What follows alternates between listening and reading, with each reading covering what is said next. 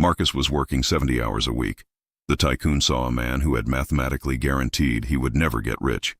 Not because he wasn't trying, because trying, at that volume, in that direction, was the entire problem. The harder Marcus worked, the more he proved he didn't understand the game. Behavioral economists call this belief perseverance, the brain's hardwired tendency to reject any evidence that contradicts its existing model of the world. Napoleon Hill identified the same pattern in 1937 and called it a fixed mental attitude.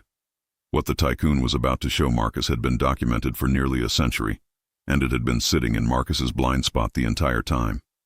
In our last video, Marcus met a woman who asked him one question that dismantled his entire identity. "What are you trading all those hours for?" He realized then that he wasn't getting ahead. He was just selling more of a life he couldn't afford to keep. But realizing you're in a trap is different from knowing how to unlock it.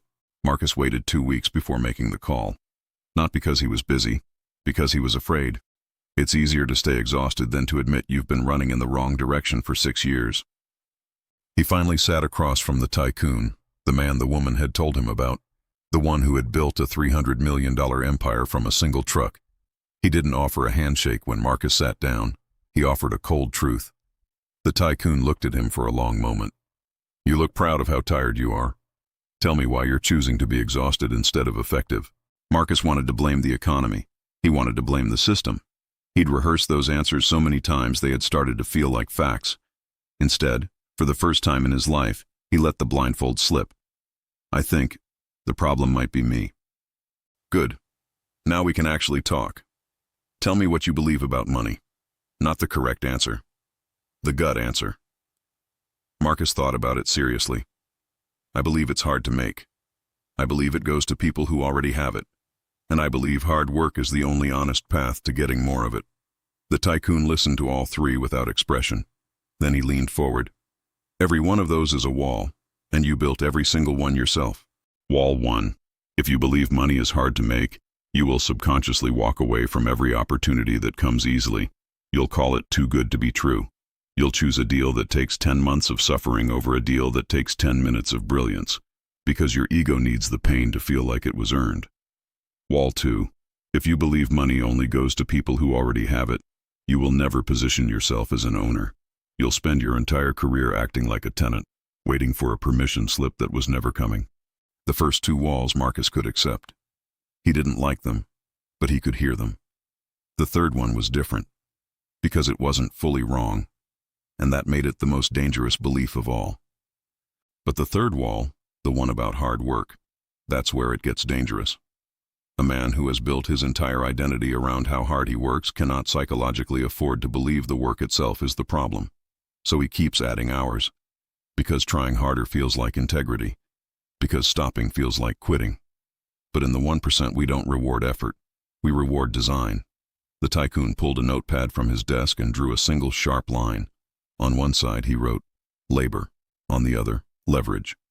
The invisible wall between you and the life you want isn't your education or your network.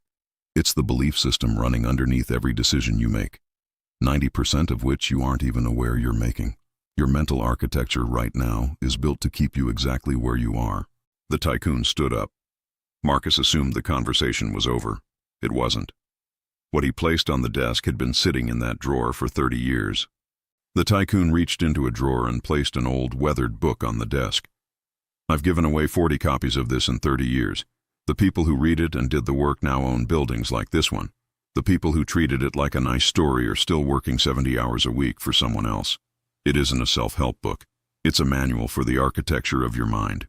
He slid the book across the desk. Think and Grow Rich. Napoleon Hill. First published 1937. Marcus reached for it. Then the tycoon did something Marcus didn't expect. He put his hand on top of the cover. "Don't open it yet." Marcus looked up. "If you read this with your current fixed mental attitude, you'll find 100 reasons to stay exactly where you are. The book won't change you. You'll just use it to confirm what you already believe. There is one assignment you must complete first. 30 days. It costs nothing, but it will expose a lie you've been telling yourself your entire life. She will explain it." Marcus took the book. It felt heavier than it looked. He drove to work that morning doubting the very things he used to call facts. That money was hard to make. that he didn't deserve it yet, that his sweat was his only value. For the first time in 6 years, he wasn't sure any of them were true, and for the first time, that uncertainty felt like the beginning of something rather than the end of it. If you're not following Tycoon Logic, you're still decorating the inside of your cage and calling it progress. But if you are, you're realizing the door was never locked. You were just too busy looking at the floor to see the handle. Marcus had the manual, but the 30-day assignment the Tycoon gave him would prove Marcus was lying to himself every time he looked in the mirror. Most people fail this test in the first 48 hours. If you think you're the exception, the next video is for you.